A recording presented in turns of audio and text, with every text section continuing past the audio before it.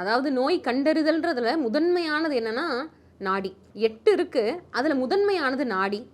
அதற்கு அப்புறமாக தோல் ஸ்பரிசம், அந்த டச் சென்சேஷனை வச்சு. இப்போ நம்ம காய்ச்சல் அல்லது உடல் தன்மை, இப்போ ஒரு உடல் குளிர்ச்சியான உடலாக இருக்கும், ஒரு உடல் வந்து வெப்பமான உடலாக இருக்கும். முதல் நாடி. அந்த நாடின்ற சப்ஜெக்ட் எடுத்துகிட்டு போனோம்னா ரொம்ப நிறைய விஷயங்கள் அதை பற்றி பார்க்கலாம். அதுக்கு அடுத்தது வந்து தோல், அதற்கப்புறமா நாவு, டங்க்கு வச்சு டயக்னோசிஸ் பண்ணுறது.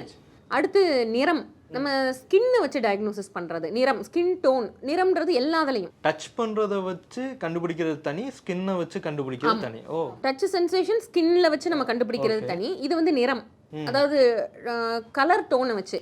அந்த நிறத்தில் எதெல்லாம் இன்வால்வ் ஆகும்னா ஸ்கின் மட்டும் இல்லை, கண்களோட நிறம். இப்போ நீங்கள் நார்மலாக பார்த்தீங்கன்னா வெளிரிய நிறத்தோடு இருக்கலாம், ரெட்டிஷாக சிவந்த நிற கண்களாக இருக்கலாம்.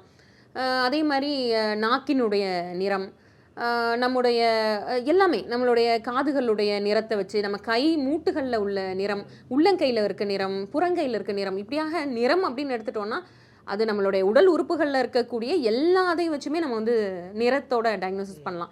அப்படி பார்க்கும் பொழுது நாடி, ஸ்பரிசம், அதற்கப்புறமா அதாவது டச் சென்சேஷன் நம்ம பார்த்தோம், தோலினுடைய தொடு உணர்வு, அதுக்கப்புறமா நா, நிறம், மொழி, விழி, மலம், சிறுநீர். அதுக்கு அடுத்தது பார்க்கக்கூடிய மொழி அப்படின்னு பார்த்தோம்னா ஒருத்தருடைய பேச்சோட டோன் வச்சு நம்ம டயக்னோசிஸ் பண்ணலாம். மொழியான டயக்னோசிஸ் வந்து நிறைய இருக்குது. இது இன்னும் ஆழமாக போகணும் அப்படின்னு பார்த்தா பஞ்சபட்சி சாஸ்திரம்னே ஒன்று இருக்குது.